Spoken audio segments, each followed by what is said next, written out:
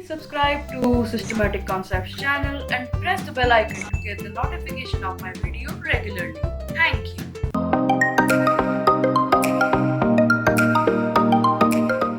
Hello students, आज का topic हम लेंगे संघवाद, जिसे इंग्लिश में फेडरलिज्म कहते हैं। और ये टॉपिक स्टार्टिंग की 9th क्लास से लेके बड़े कॉम्पिटिटिव एग्ज़ाम्स तक बार बार पूछा जाता है। तो इसका क्लियर कंसेप्ट हमें पता होना चाहिए कि संघवाद है क्या। तो फेडरलिज्म जो वर्ड है उसको अगर सिंपल भाषा में बोला जाए कि जब इंडियन कॉन्स्टिट्यूशन जो सरकार है उसको उसकी पावर को नीचे के लेवल पर डिवाइड कर देता है। सेंटर, जब सरकार सेंटर, स्टेट और पंचायती राज में बांट दी जाती है, अलग अलग पार्ट्स में डिवाइड कर दी जाती है और उसकी शक्तियों को भी बांट दिया जाता है, तो उस पूरे प्रोसेस के लिए एक ही वर्ड, सिंपल वर्ड्स में उसको हम संघवाद या फेडरलिज्म कहते हैं। तो फेडरलिज्म बेसिकली क्या है? एक आइडिया है, एक थ्योरी है, एक प्रिंसिपल है, एक सिस्टम है जो कि पावर को, गवर्नमेंट की पावर को डिवाइड करता है ऑन डिफरेंट लेवल्स। तो चलते हैं नेक्स्ट स्लाइड पर। इस स्लाइड में हम संघवाद का अर्थ और उसकी परिभाषा को देखेंगे। एक संघ में घटक इकाइयों के बीच सत्ता का एक क्षेत्रीय विभाजन शामिल होता है, वहाँ संघवाद देखा जाता है। इसका मतलब ये हुआ कि जब एक संघ में यानी एक यूनिट में इकाइयाँ होती हैं, डिवीज़न, जब हम किसी भी चीज़ को छोटे छोटे पार्ट्स में बांट देते हैं तो हम उसको बोलते हैं हमने डिवीज़न कर दिया या हमने उसे इकाइयों में बांट दिया। यहाँ लिखा है कि घटक इकाइयाँ यानी टेरिटरियल डिवीज़न, यानी भौगोलिक रूप से उसको हमने बांट दिया इकाइयों में, और उस भौगोलिक बंटवारे में अलग अलग एरिया को हमने सत्ता प्रोवाइड करवा दी, उसको शक्ति दे दी। तो ये जो विभाजन होता है, क्षेत्रीय विभाजन बोल सकते हैं इसको, उसे हम संघवाद की परिभाषा के अंदर रखते हैं। यहाँ ये ज़रूरी है कि जब भी हम हिंदी में कोई आंसर अटेम्प्ट करते हैं तो जो कठिन शब्द होते हैं हिंदी के, जो कि आम बोलचाल में प्रयोग नहीं होते हैं, उनको हम लिखते समय भी प्रयोग नहीं करते हैं, जिससे हमारा आंसर उचित नहीं बन पाता है। तो यहाँ पे हम कोशिश करेंगे कि कठिन शब्दों को एज इट इज़ लर्न करके, समझ करके हम अपने आंसर में लिखें। तो यहाँ एक इकाइयों, संघ और क्षेत्रीय विभाजन, ये मेन इसमें डेफिनेशन में है, और ख़ासकर परिभाषाओं में ऐसे वर्ड का प्रयोग करने से अच्छा आंसर बन सकता है। इसके बाद जिसे कभी कभी प्रांत, कैंटोन, शहर, भ्रामक रूप से राज्य और एक आम सरकार भी कहा जा सकता है। अब यहाँ पे हमने बताया कि क्षेत्रीय विभाजन जब होता है यानी जोग्राफिकल डिवीज़न प्लस सत्ता का हो इजिकल टू क्षेत्रीय विभाजन, तो हम बोलेंगे कि भाई यहाँ संघवाद है। और इसके अलग अलग पर्यायवाची हैं, क्या हैं ये? प्रांत भी बोल सकते हैं इसको, शहर भी बोल सकते हैं, और भ्रामक रूप से राज्य भी बोल सकते हैं, कन्फ्यूजिंगली स्टेट, क्योंकि स्टेट को तो वैसे अलग चीज़ है, लेकिन यहाँ जहाँ भी स्टेट होगा, क्योंकि स्टेट में ही तो हमने सत्ता का विभाजन किया है, तो जहाँ सत्ता का विभाजन है वहाँ स्टेट है, और जहाँ स्टेट है वहाँ पे संघवाद है। तो इसका एक नाम ये भी है, और इसको एक आम सरकार भी कहा जा सकता है। तो ये इसके पर्यायवाची हुए। यहाँ पे एक वर्ड है कैंटोन। कैंटोन बेसिकली बाहर की कंट्री में यूज़ होता है जब वहाँ पे जोग्राफिकली कोई स्टेट बनता है या कोई डिस्ट्रिक्ट लेवल पे या पंचायती स्तर पे कोई विभाजन होता है, तो वहाँ पे उसको वो कैंटोन वर्ड यूज़ करके संबोधित करते हैं। जैसे हम पंचायती राज बोलते हैं, ऐसे वो कैंटोन बोलते हैं। तो इसको भी इसमें हमने शामिल कर लिया है। इसके बाद सत्ता के इस विभाजन में सदस्य इकाई और आम सरकार दोनों का नागरिकों पर सीधा प्रभाव पड़ता है। तो यहाँ पे सत्ता यानी शक्ति का विभाजन होता है, तो सदस्य इकाई कौन सी हुई? स्टेट या पंचायत या डिस्ट्रिक्ट जो भी है, वो हो गई आपकी आम सरकार, और सदस्य इकाई हो गई केंद्र सरकार। दोनों का प्रभाव नागरिकों पर पड़ता है। तो मतलब इसका ये हुआ कि अगर केंद्र सरकार कोई नियम बनाती है और राज्य सरकार कोई नियम बनाती है, तो दोनों के बनाए गए नियमों का प्रभाव नागरिकों पर पड़ेगा। आम सरकार राष्ट्र की रचना करने वाले व्यक्तिगत नागरिकों पर काम करती है और दोनों के अधिकार सीधे चुने जाते हैं। आम सरकार से मतलब यहाँ पे संघवाद वाले छोटी छोटी इकाइयों से है, चाहे आप पंचायती राज बोल लीजिए या डिस्ट्रिक्ट लेवल का जिला स्तरीय प्रशासन बोल लीजिए। तो आम सरकार जो है राष्ट्र की रचना करने वाले व्यक्तिगत नागरिकों पर काम करती है, यानी अपने एरिया में रहने वाले लोगों के विकास के लिए, उनके कल्याण के लिए कार्य करती है और दोनों के अधिकार सीधे चुने जाते हैं। यहाँ दोनों किसके लिए, सेंट्रल के लिए भी और जो छोटी इकाई बनी है विभाजन के बाद वो भी। दोनों कैसे होते हैं, दोनों चुनाव के द्वारा इलेक्टेड होके चुनकर आते हैं। तो इस तरह से हमें यहाँ पे संघवाद की परिभाषा और उसका मीनिंग क्लियर हुआ। इसको इंग्लिश में भी देख लेते हैं। A federation involves a terrestrial division of powers between the constituent units, sometimes called provinces, cantons, cities, or confusingly state, and a common government. Simple. In this division, the power of the member unit and the common government both have direct effect on the citizen. यानी जो वहाँ की country के citizens हैं, they will get affected by both the central government as well as the state government. And the common government operates on the individual citizen composing the nation. जो common government है, यानी division होने के बाद जो government आई है, it will operates the citizen of that area as well as the central operates the citizens for the citizens. So both authorities are directly elected. Now moving to the next slide.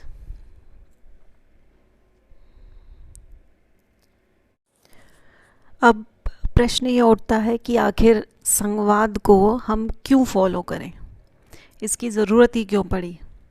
तो इसके answer के लिए कहा जा सकता है कि जो ह्यूमन बीइंग्स हैं, जो मानव है, जो मनुष्य है, वो बेसिकली कंफर्ट में रहना चाहता है और अपने जीवन को अच्छे से अच्छा बनाने के लिए कोशिश करता रहता है और इसके लिए वह दूसरों पर निर्भर है।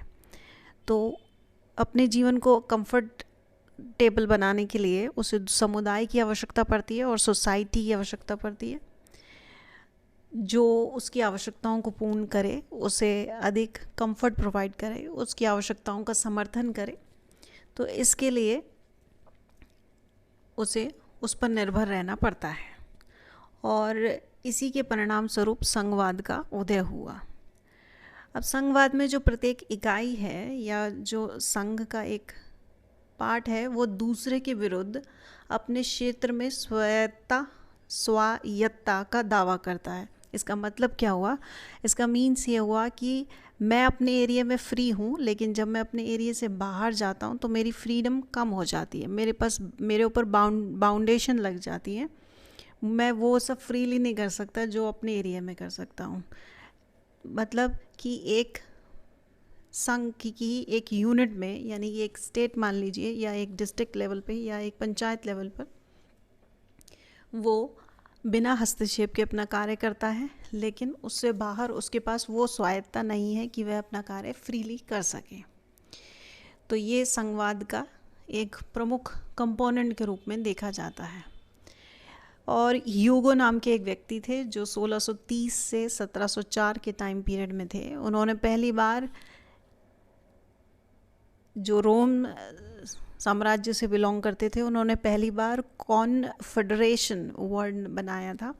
कॉन्फेडरेशन का मीनिंग, उन्होंने वहाँ की सरकार उस समय की जो थी, जो गठजोड़ पर आधारित थी, गठजोड़ की सरकार, अलायंस ग्रुप, जैसे कि जिसमें बहुत सारी पॉलिटिकल पार्टीज आपस में गठबंधन कर लेती हैं, क्योंकि किसी को पूर्ण बहुमत नहीं मिलता है तो वो आपस में अलायंस करके सरकार बनाती हैं। तो ऐसी सरकार को बोलते हैं गठजोड़ की सरकार। तो रोम में ऐसी सरकार उस समय में 16 सेंचुरी में जो थी, उसके बेस पे उन्होंने कॉन्फेडरेशन नामक वर्ड बनाया और उस कॉन्फेडरेशन वर्ड से ही आज हम फेडरेशन वर्ड पढ़ते हैं। तो उसके अनुसार उन्होंने उस टाइम पीरियड में जो लिखा था, उनके अनुसार ये था कि जो कॉन्फेडरेशन है वो अलायंस सरकार का मीनिंग था और फेडरेशन जो आज होता है उसको करेक्टराइज़ किया जाता है डबल गवर्नमेंट। के रूप में with a terrestrial division of power, यानी आप एक पर्टिकुलर स्टेट के भी नागरिक हैं और उस कंट्री के तो हैं ही, तो ये से दोहरी सरकार के रूप में भी परिभाषित किया जा सकता है। बाहर की कंट्री में ये कॉन्सेप्ट ज़्यादा फॉलो किया जाता है। वहाँ पे अगर आप स्टेट में रह रहे हैं, उस स्टेट की नागरिकता लेना ज़रूरी है और उसके बाद फिर उन्हें कंट्री की नागरिकता लेनी पड़ती है। तो ये इस तरह जब हम दो बार अपनी सिटीजनशिप को देखते हैं तो उसे दोहरी नागरिकता कहते हैं और उस ऐसी सरकार को डबल गवर्नमेंट भी कहते हैं। तो उस टाइम पीरियड का जो कंसेप्ट था वो अलाइंस बेस्ड था, जिसे कॉन्फेडरेशन बोला गया, लेकिन आज इसको फेडरेशन को हम डबल गवर्नमेंट के रूप में भी देख सकते हैं, जहाँ पर सत्ता का डिवीज़न होता है और दोनों ही सरकारें नागरिकों पर अपना शासन करती हैं। स्लाइड 4 में हम अब संघवाद के लाभ देखेंगे कि संघवाद के बेनिफिट्स क्या हैं। तो पहला लाभ यह है कि संघवाद शांति को बनाए रखता है और देशों के बीच में युद्ध के खतरे को कम करता है।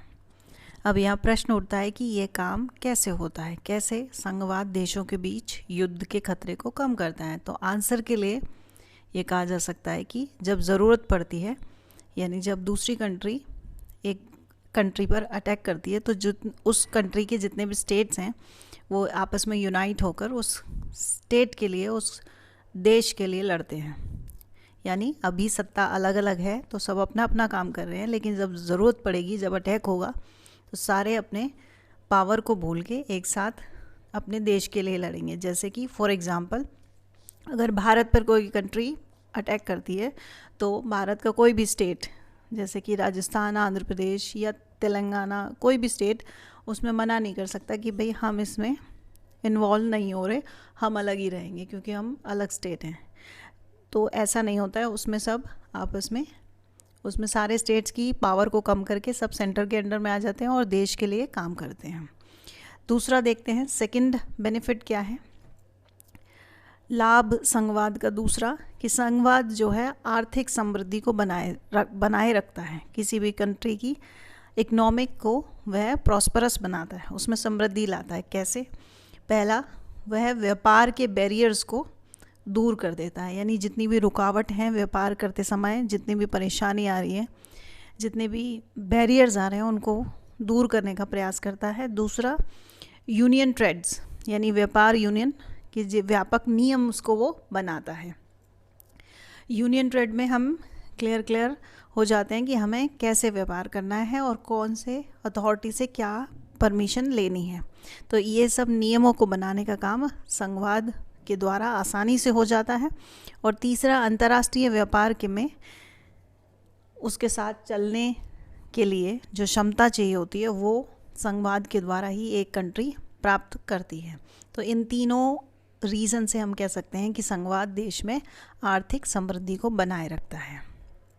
तीसरा लाभ, संघवाद राजनीतिक सत्ता के दुरुपयोग को रोकता है, जिसके लिए वह राज्य की सत्ता को बनाए रखता है और दूसरी ओर केंद्र की शक्ति को भी कम नहीं होने देता। यानी एक स्टेट है वो सेंट्रल के अंडर में है, लेकिन अंडर में होते हुए भी वह स्वायत्त है, फ्री है, और वहीं दूसरी ओर जो केंद्र है उसकी शक्ति भी कम नहीं हुई है। यानी दोनों का बैलेंस करके वह राजनीतिक सत्ता के दुरुपयोग को रोकता है। और चौथा लाभ संघवाद का है कि संघवाद जिला स्तर पर या पंचायत स्तर पर या राज्य स्तर पर जितनी भी सरकारें हैं उन्हें एक उद्देश्य प्रदान करता है, एक ऑब्जेक्टिव्स देता है, जैसे कि उचित लोक कल्याण के वायदे कि कौन से पब्लिक के कल्याण के लिए कौन से काम करने हैं, उसके लिए आपने कौन से कमिटमेंट दिए हैं। ये सब कमिटमेंट को सिंपल बनाने का काम संघवाद का होता है। संघवाद आपस में राज्यों के बीच सहसंबंध बनाए रखता है, आपस में राज्यों के बीच और साथ ही साथ केंद्र व राज्य के संबंधों को भी बनाए रखता है। और तीसरा, बाहर के मुद्दों पर नियंत्रण करता है, जिसे वह अपनी शक्ति का कुछ हिस्सा देकर पूरा करता है। बाहर के मुद्दे यानी इंटरनेशनल अफेयर्स के जितने भी मामले हैं उनमें वह अपनी राय देता है और अपनी शक्ति का कुछ हिस्सा देकर उसको पूरा करता है, उस कार्य को पूरा करने में अपनी मदद करता है। तो ये 4 यहाँ पे लाभ हुए संवाद के। पहले हमने देखा कि संवाद शांति बनाए रखने का प्रयास करता है, संवाद के द्वारा देश में शांति को बनाए रखा जा सकता है। दूसरा, संवाद आर्थिक समृद्धि को बनाने का कार्य करता है। तीसरा, यह राजनीतिक सत्ता के दुरुपयोग को रोकता है। और चौथा, वह राज्य स्तर की, जिला स्तर की और पंचायत स्तर की सरकारों को अपने कार्य को करने के लिए एक स्पेसिफिक उद्देश्य प्रदान करता है। इनके अलावा अगले स्लाइड में हम इनके और अन्य लाभों को देखेंगे। स्लाइड 5 में इसके संवाद के हम 2 और लाभों को देखते हैं। और इसका पहला लाभ है कि संवाद के द्वारा औपचारिक सरकार को, जो केंद्र में है, जो सत्तारूढ़ है, उसको, उसके राजनीतिक प्रभाव को ज़्यादा प्रभावकारी बनाया जा सकता है। अब इस पूरी काम को करने के लिए संवाद कैसे प्रभावकारी बनाता है, राजनीतिक प्रभाव को कैसे प्रभावकारी बनाता है, तो इसके आंसर के लिए कहा जा सकता है कि संवाद के द्वारा ही सरकार अपने कार्यों के बीच और लोगों के बीच कोऑर्डिनेशन यानी सहसंबंध स्थापित करती है। जैसे राज्य और जनता के बीच सहसंबंध अच्छा हो जाता है, केंद्र और जनता के बीच और राज्य और केंद्र के बीच। तो सारे कार्यों में सहसंबंध को बढ़ाने के लिए, उसे ज़्यादा शक्तिशाली बनाने के लिए संवाद क्रियाशील रहता है। इसके अलावा छोटे छोटे जो क्षेत्र हैं या दूर दराज के जो एरिया हैं, वहाँ पर वह क्षेत्रीय राजनीतिकों को प्रभावित करता है और उन्हें वीटो के अधिकार के द्वारा नीति निर्माण यानी पॉलिसी मेकिंग की प्रक्रिया में जोड़ता है। तो जब कोई नई पॉलिसी बनती है तो उनके जो अधिकार हैं, जो दूर दराज के एरिया के लोग हैं, उनको उसमें, उनके अधिकारों को इसमें इन्वॉल्व कराता है। तो इन दोनों कामों के ज़रिए वह राजनीतिक प्रभाव को बढ़ाता है। नेक्स्ट, इसका लाभ है कि संवाद केंद्र तथा सरकार के अन्य सभी स्तरों पर न्याय, समन्वय और अन्य मूल्य को बढ़ाने में भूमिका निभाता है। अब इसमें फिर से इसके लिए उदाहरण दे सकते हैं कि इस संवाद मौलिक समझौतों को लागू करवाता है, जितने भी फंडामेंटल्स एग्रीमेंट्स होते हैं उनको इम्प्लीमेंट कराता है। वह प्रशासकीय कार्यों का निरीक्षण करता है और विकास के कार्यों तथा मानव अधिकारों का निरीक्षण करता है। इन तीनों कामों को करके वह जो केंद्र सरकार है उसके रोल को, उसकी भूमिका को विभिन्न स्तरों पर, न्याय के स्तर पर, समन्वय के स्तर पर और उसके द्वारा प्रस्तुत किए गए मूल्यों को अलग अलग स्तरों पर सभी लोगों को पहुंचाता है। तो इस तरह से संवाद केंद्र और राज्य की अन्य स्तर की सरकारें, जो कि हमने पहले पढ़ी थी, पंचायती राज, जिला स्तरीय और ग्रामीण सरकार जो होती हैं, उन सभी स्तर की सरकारों पर न्याय, समन्वय और मूल्यों को बढ़ाने का कार्य करता है। तो नेक्स्ट स्लाइड में चलते हैं, स्लाइड 6। अब हम संवाद के प्रकारों को देखेंगे। जैसा कि हमने पिछली स्लाइडों में देखा कि संवाद वह है जब हम केंद्र सरकार की शक्तियों को ऊपर से नीचे की ओर बांटते हैं, इसे संवाद कहा जाता है। लेकिन जब हम इन शक्तियों को अलग अलग तरह से बांटते हैं तो ये तरह से बांटा गया इसका प्रकार बन जाता है। इसे एक उदाहरण की तरह समझ सकते हैं, जैसे कि कोई स्कूल का प्रिंसिपल है, क्योंकि वो सारे सब्जेक्ट्स नहीं पढ़ा सकता, इसलिए अलग अलग सब्जेक्ट के अलग अलग टीचर्स को वो अपॉइंट करता है, जैसे मैथ्स का टीचर, इंग्लिश का टीचर, हिंदी का टीचर, और ये सब टीचर्स को अलाउ करता है, उनको सत्ता देता है, उनको पावर देता है कि वो आए और उसके स्कूल में पढ़ाएं। अब टीचर जो आते हैं वो अलग अलग तरीके से पढ़ाते हैं। कोई एक चैप्टर के बाद रिवीजन कराता है, कोई टीचर 2 चैप्टर के बाद करवाता है, कोई अंदर के प्रश्नों पर, जो पाठ के अंदर के प्रश्न हैं उन पर बल देता है, कोई बैक एक्सरसाइज को ज़्यादा फोकस रखता है।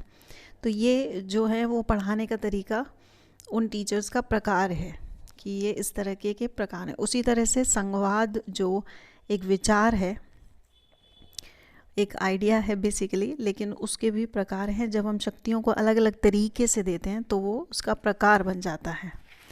जैसे इसमें यहाँ पर संघवाद के दो प्रकार हैं, एक है होल्डिंग टुगेदर फेडरेशन और दूसरा है कमिंग टुगेदर फेडरेशन। अब इसका हिंदी रूपांतरण नहीं किया जा सकता है तो इसको ऐसे ही लर्न करना होगा। होल्डिंग टुगेदर वाले में जो एग्जाम्पल्स आते हैं उसमें इंडिया, स्पेन और बेल्जियम को देखा जाता है, जबकि कमिंग टुगेदर में एग्जाम्पल्स में यूएसए, ऑस्ट्रेलिया और स्विट्ज़रलैंड की कंट्री को देखा जाता है। होल्डिंग टुगेदर में एक पूरी सेंट्रल का डोमिनेशन रहता है, केंद्र सरकार प्रभुसत्ता में रहती है और पूरी इकाई को छोटे छोटे छोटे पार्ट्स में बांट दिया जाता है, जिन्हें हम अलग अलग नामों से संबोधित करते हैं, या तो राज्य सरकार बोल लीजिए, या पंचायती राज बोल लीजिए, या जिला स्तरीय बोल लीजिए। और ये सब सेंट्रल के अंडर में रहते हैं, सेंट्रल के पास ज़्यादा पावर होती है। जबकि कमिंग टुगेदर वाले में सारे राज्य जो हैं वो अपनी खुद की इंडिविजुअलिटी रखते हैं, स्वायत्ता रखते हैं और उसका प्रयोग करते हैं, और जब आवश्यकता पड़ती है तो वो केंद्र के साथ साथ में खड़े होकर क्रियाशील हो जाते हैं। तो यदि हम इनका कंपैरिजन करें तो हम पाएंगे कि होल्डिंग टुगेदर की तुलना में कमिंग टुगेदर वाले में राज्य ज़्यादा फ्री रहे हैं, ज़्यादा स्वायत्त हैं, ज़्यादा ऑटोनोमस हैं। इसको अगर हम एक उदाहरण से समझना चाहें तो होल्डिंग टुगेदर मीन्स जब हम किसी चीज़ को होल्ड करते हैं यानी पकड़ते हैं।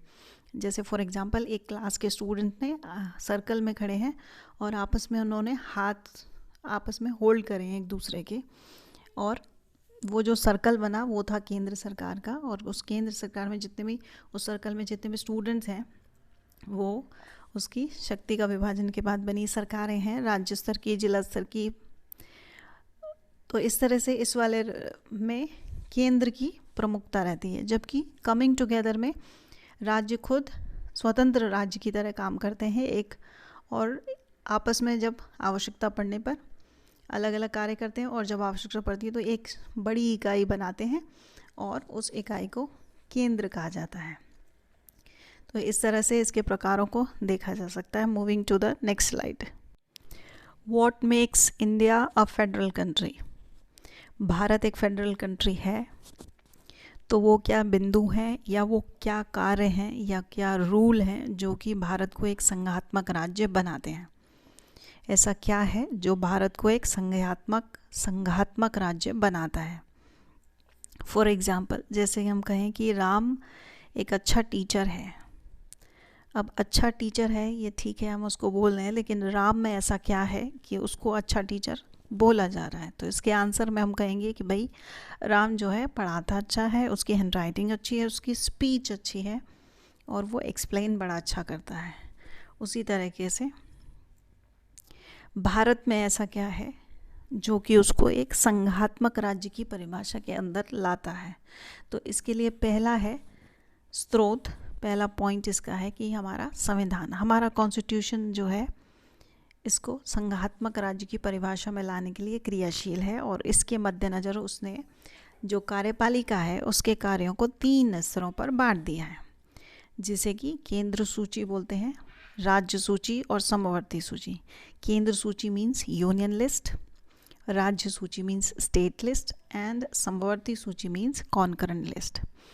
तो ये 3 जो अलग अलग लिस्ट बना दिए हैं, और उसमें जो काम होगा, जो सब्जेक्ट्स आएंगे उनसे वही सरकार डील करेगी। जैसे जितने भी सब्जेक्ट्स आ रहे हैं यूनियन लिस्ट में उससे केंद्र सरकार डील करेगी, जितने भी सब्जेक्ट्स स्टेट लिस्ट में आ रहे हैं उससे राज्य सरकार डील करेगी, और समवर्ती सूची यानी कॉन्करेंट लिस्ट में जो सब्जेक्ट्स आएंगे उनसे वो दोनों डील करेंगे। उसमें कितना काम करना है, कुछ नया बनाना है, कुछ चेंजेस करने हैं, तो उनके निर्णय दोनों के होंगे।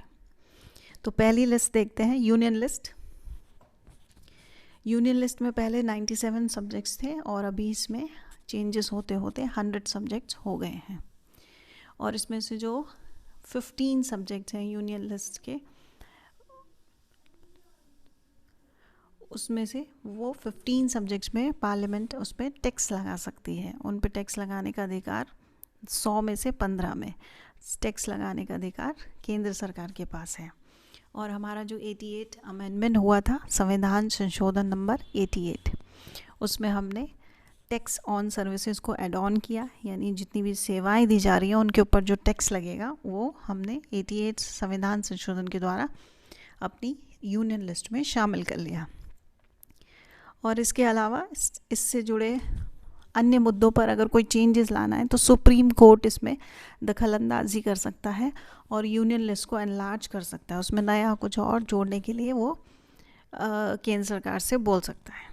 दूसरी लिस्ट आती है स्टेट लिस्ट। स्टेट लिस्ट में देखते हैं कि 61 सब्जेक्ट स्टार्टिंग में थे, अभी 66 हो गए हैं, और 42 अमेंडमेंट जो हमने 1976 में किया था उसके अनुसार हमने 5 सब्जेक्ट्स को स्टेट लिस्ट से उठाकर कॉन्करेंट लिस्ट यानी समवर्ती सूची में डाल दिया। वो क्या सब्जेक्ट्स थे? एजुकेशन, फॉरेस्ट, शिक्षा, वन विभाग, protection of animals and birds, weights and measures and administration of justice, constitution and organisation of all the courts except the supreme court and the high court. यानी शिक्षा का विषय पहले राज्य सूची में था लेकिन अब उसे समवर्ती सूची में डाल दिया गया। वन विभाग कैसे काम करेगा, उसके क्या रोल है, क्या भूमिका है, वो भी समवर्ती में चला गया। प्रोटेक्शन ऑफ वाइल्ड लाइफ के लिए क्या नियम बनाने, क्या रूल बनाने, ये भी वहाँ चला गया। वेट एंड मेजर्स यानी मार्केट में चीज़ों को तोलने के लिए, माप तोल के लिए क्या स्टैंडर्ड रखे जाएंगे, वो सब। और एडमिनिस्ट्रेशन ऑफ जस्टिस यानी न्यायालय किस तरह से काम करेगा, उसका प्रशासन किस तरह से क्रियाशील होगा, ये सब हमने समवर्ती सूची में डाल दिया। तो यहाँ पर हमने यूनियन लिस्ट को देखा और स्टेट लिस्ट को देखा। अगली स्लाइड पे बढ़ते हैं। तीसरी लिस्ट समवर्ती सूची, जिसपे दोनों काम करते हैं, केंद्र सरकार भी और राज्य सरकार भी, जिसे इंग्लिश में कॉन्करेंट लिस्ट बोलते हैं। इसमें स्टार्टिंग में 52 सब्जेक्ट्स थे और द कंसेप्ट जो है कॉन्करेंट लिस्ट का हमने ऑस्ट्रेलिया से लिया है। सबसे पहले ऑस्ट्रेलिया ने इसे यूज़ किया, उसके बाद हमने इसको बोरो कर लिया। और इसमें जितने भी मैटर्स आएंगे वो सारे कानून की एकरूपता के लिए ज़रूरी होंगे, मतलब ऐसे मुद्दे जो देश की सुरक्षा से संबंधित हैं उनको इसमें शामिल नहीं किया गया है। इसमें यूनिफॉर्मिटी रखी गई है और ये लिस्ट के कार्य पर यदि दोनों के बीच में कोई विवाद होता है, केंद्र सरकार और राज्य सरकार के बीच में कोई किसी मुद्दे पर विवाद होता है, तो अंतिम निर्णय न्यायालय का माना जाता है। Moving to the next slide. संघवाद के जो तीनों लिस्ट थी वो संघवाद को ज़्यादा शक्तिशाली बनाती हैं। उसके अलावा कुछ और कदम हैं जो हमें संघवाद की तरफ ले जाते हैं, जिसमें से पहला है लिंग्विस्टिक स्टेट यानी भाषा के आधार पर बने गए राज्य। 1947 में इस तरह के राज्यों को 47 में इस तरह के राज्यों का गठन किया गया था और इसमें कुछ परिवर्तन 2019 में भी किया गया था, जिसमें कि कुछ पुराने राज्यों के एरिया, उनके नाम और बाउंड्रीज़ में परिवर्तन करके कुछ नए राज्यों का निर्माण किया गया। और इसमें भाषाओं के आधार के अलावा कुछ स्टेट्स को कल्चर के बेस पे या एथनिसिटी और जोग्राफिकल डाइवर्सिटी के बेस पर भी बनाया गया। और इसके उदाहरण हैं झारखंड, उत्तराखंड और नागालैंड, यानी 3 ये राज्य बने थे कल्चरल डाइवर्सिटी के कारण, यानी सांस्कृतिक विभिन्नता के कारण इन 3 राज्यों का निर्माण किया गया था। इसके बाद सेकंड पॉइंट है लैंग्वेज पॉलिसी, भारत की भाषा नीति। भारत की भाषा नीति बहुत ही फ्लेक्सिबल रखी गई है। श्रीलंका की तरह हमने किसी एक पर्टिकुलर भाषा को रिजिड रूप से यानी कठोरता से लागू नहीं किया, बल्कि सारे स्टेट्स को फ्रीडम दी गई है कि वे अपने प्रशासकीय कार्यों के लिए किसी भी भाषा का प्रयोग कर सकते हैं। इसी वजह से भारत के गोवा जैसे राज्य या दक्षिणी राज्यों में इंग्लिश ज़्यादा प्रयोग की जाती है, जबकि उत्तर भारत में हिंदी का प्रयोग किया जाता है। और इसके अलावा भारतीय संविधान ने 21 हिंदी के अलावा 21 भाषाओं को मान्यता दी है, जिसमें कि शासकीय कार्यों को किया जा सकता है।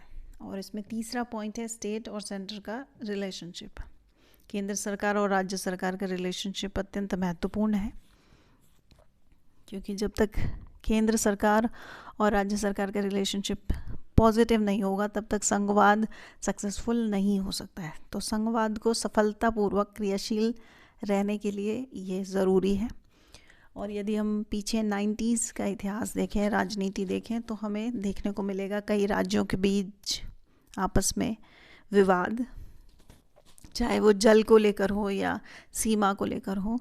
लेकिन वर्तमान राजनीति में ऐसा नहीं देखा जाता है। तो फेडरल पावर को ज़्यादा डोमिनेटिव बनाने के लिए सेंटर और स्टेट का रिलेशनशिप पॉजिटिव होना ज़रूरी है। तो ये सभी बिंदु भारत को एक फेडरल कंट्री की ओर ले जाते हैं। Moving to the next slide. अगली स्लाइड में हम देखेंगे कि कोई संघवाद का मतलब होता है शक्ति का विभाजन। शक्ति का विभाजन किस तरह से किया गया है उसे जानते हैं। तो उसके लिए एक वर्ड यूज़ किया जाता है डिसेंट्रलाइजेशन। डिसेंट्रलाइजेशन यानी विकेंद्रीकरण, कि किस तरह से सरकार ने अपनी शक्तियों का विभाजन किया है। तो भारत में इसके लिए 1992 में संवैधानिक रूप से त्रिस्तरीय व्यवस्था यानी 3 टायर सिस्टम डेमोक्रेसी को अडॉप्ट किया गया। 3 टायर सिस्टम को, जिसको पंचायती राज सिस्टम भी बोलते हैं, इसमें 3 स्तर पर सरकारों का निर्माण किया गया। सबसे छोटा विलेज लेवल, उससे बड़ा ब्लॉक लेवल और उससे बड़ा डिस्ट्रिक्ट लेवल यानी जिला प्रशासन। विलेज को और अगर डिवाइड किया जाए तो ग्राम पंचायत, जिसका निर्माण ग्राम सभा, ग्राम पंचायत और न्याय पंचायत के द्वारा होता है। और मध्य स्तर पर है ब्लॉक लेवल, जिसको ब्लॉक समिति भी कह सकते हैं या पंचायत समिति भी बोलते हैं। और उससे बड़ा है ज़िला परिषद। ज़िला परिषद के बाद सीधा आ जाएगा आपका राज्य स्तरीय सरकार। तो ये जो 3 टायर सिस्टम है, इसका निर्माण बेसिकली सत्ता का ठीक ढंग से विभाजन करने के लिए किया गया है कि भाई जो सत्ता है, जो शक्ति है, वो निचले स्तर तक पहुँचे। इस पूरी व्यवस्था में ग्राम सभा जो संस्थान है उसका निर्माण गांव के 18 वर्ष के लोगों, 18 वर्ष की आयु के व्यक्तियों द्वारा किया जाता है। तो ग्राम सभा तक शक्तियों को पहुंचाया गया ताकि वहाँ की जनता उसका प्रयोग कर सके, और इसलिए डिसेंट्रलाइजेशन किया गया। तो डिसेंट्रलाइजेशन एक ऐसा विषय है, एक ऐसा मुद्दा है जो भारत के फेडरलिज्म को और ज़्यादा प्रगाढ़ करता है। Moving to the next slide. तो ये जो 3 टायर सिस्टम है, इसके और भी कई बिंदु हैं जिससे इसको अधिक मजबूत किया गया है 1992 के इस अमेंडमेंट के द्वारा, जिसमें कि पहला बिंदु है कि हमने SC ST और वुमेंस के लिए इसमें सीटों का रिजर्वेशन रखा है। जो भी कैंडिडेट इसमें इलेक्शन के लिए खड़े होंगे उनके लिए रोटेशन में सीटों का रिजर्वेशन होगा, यानी एक बार SC की सीट होगी, एक बार ST की होगी, एक बार वुमेंस की होंगी। जब वुमेंस की होंगी तो सारे कैंडिडेट जितनी भी पार्टी के हैं वो सारे कैंडिडेट अपने वुमेन कैंडिडेट को ही खड़ा करेंगे उस पर्टिकुलर एरिया से। इसमें दूसरा बिंदु है कि 1/3 officers of the chairpersons at all the levels reserve for women's. और जब चेयरमैन को चुनने की बात आएगी, उसमें प्रमुख को चुनने की बात आएगी, तो वहाँ भी वुमेंस के लिए 1/3 रिजर्वेशन रखा गया है। और इसमें इलेक्शन को कंपलसरी कर दिया गया है, मतलब कोई भी स्तर पर अगर वो है भंग होती है तो 6 महीने के अंदर उसमें नए इलेक्शन करके नई सरकार का गठन किया जाएगा ताकि उसमें व्यवस्था को बनाए रखा जा सके। इसके बाद अगला बिंदु है कि 74वें संविधान संशोधन के द्वारा हमने डिस्ट्रिक्ट प्लानिंग कमेटी का निर्माण किया, यानी जिला स्तर पर जो भी प्लानिंग की जाएगी, जो भी योजनाएं बनाई जाएंगी, उसके लिए एक पर्टिकुलर कमेटी बना दी जो कि पंचायती और म्यूनसिपैलिटी दोनों की योजनाओं का निर्माण करेगा और उनको लागू करेगा। नेक्स्ट है कि finance commission, establishment of finance commission, यानी वित्तीय कमीशन का निर्माण, जो कि सारे वित्त से संबंधित पैसों से जुड़े कितने रिसोर्सेज हैं, कितने रिसोर्सेज चाहिए, उन सबको दिखेगा, जिसमें वह पंचायत और म्यूनसिपैलिटी यानी नगर निगम और नगर पंचायत दोनों को शामिल करेगा।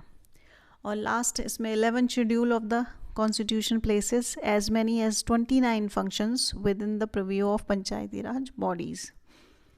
और हमने 11 शेड्यूल को जोड़कर इसी 1992 के संविधान संशोधन के में एक और नया 11 शेड्यूल जोड़कर हमने 29 नए फंक्शंस को पंचायती राज बॉडीज़ की पावर के अंदर ला दिया है, ताकि वह ज़्यादा से ज़्यादा कार्यों को देख सकें और ज़्यादा से ज़्यादा अच्छे तरीके से प्रशासन व्यवस्था को सुचारू रूप से चला सकें।